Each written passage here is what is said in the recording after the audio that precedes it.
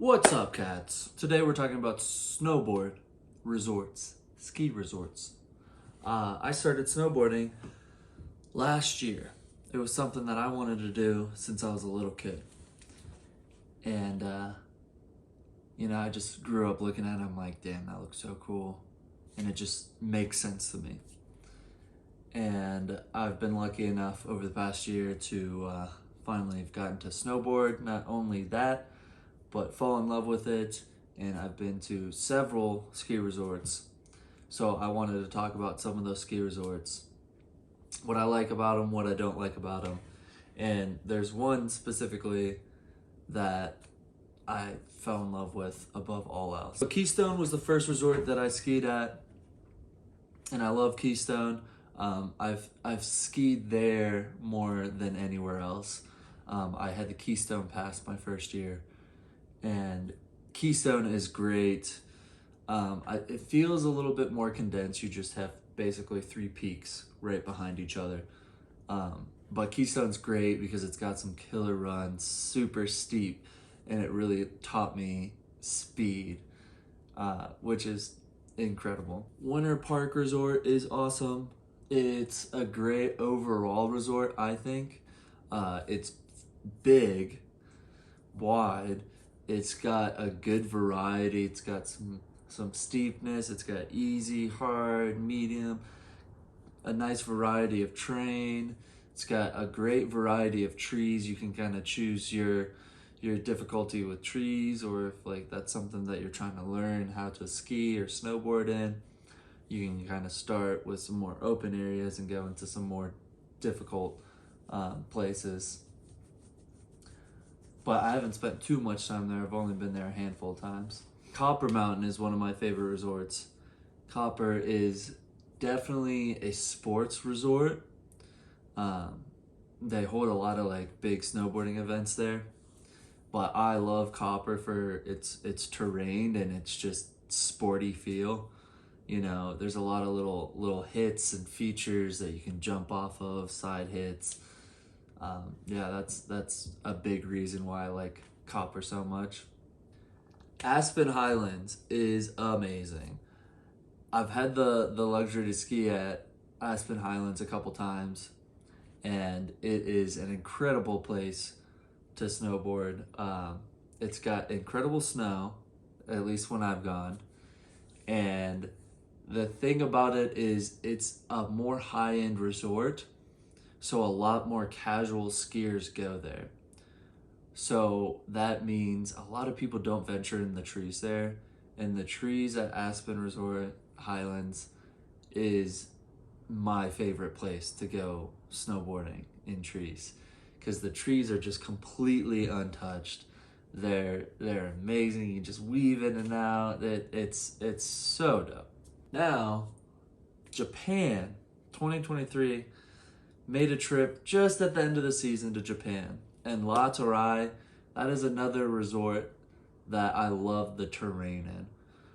Now, it's a little bit different than, say, Copper, because Japan has a lot more, their resorts seemed a lot more open because they have a different type of trees there.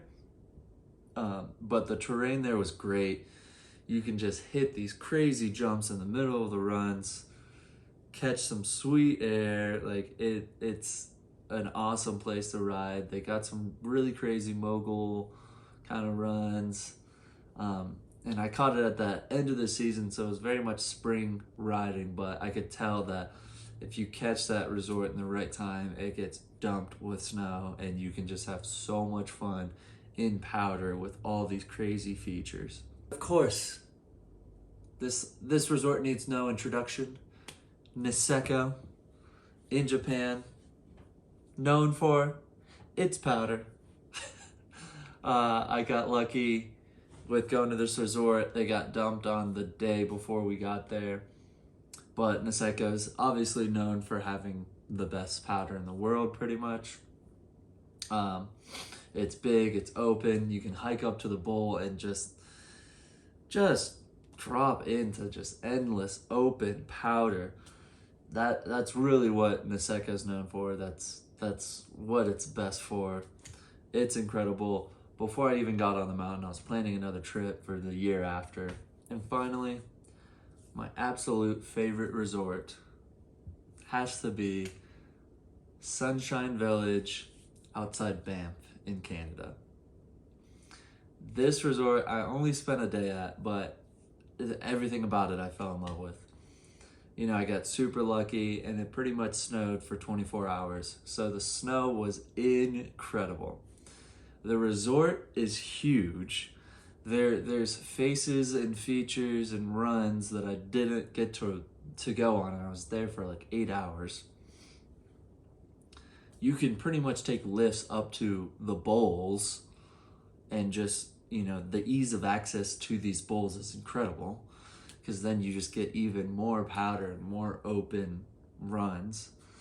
You can hike up to the most insane bowls that I've ever seen. Like the difficulty in terrain and skill sets you need for that is crazy, but the options there. The features are incredible. I'm talking like in the middle of runs, you have 10, 15 foot cliff jumps. You have just jumps and rock features and trees, all of this crazy stuff all across the resort. It makes it so much fun to ride around on. You can choose to just bomb some steep runs, or you can go down some more mellow runs, hit some side hits. It's amazing. It was by far the most fun I've had on a mountain. Like, I was mind blown at the variety and quality of that resort. Now, this is only the resorts that I've been to so far. I didn't mention every single resort. You know, there's definitely a few resorts that I have gone to, but didn't mention. Eldora, Breckenridge,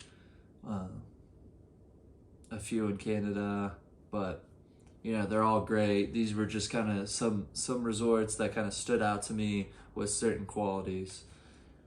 But Colorado definitely has a mecca of snowboarding options. We got really lucky with snow this year, and I was really happy to get a lot of days with powder. But that's all for today's video. Just kind of a recap of the past year and a half, 2 seasons of snowboarding for me. And I hope you got some insight, maybe planning another snowboard trip in the future. We got another snowboard trip coming up this year. We're going to Chile in a month and a half, which I'm super excited for. It's going to be crazy snowboarding in summer, their winter. But that's all I got. So until next time, like, subscribe, all that jazz.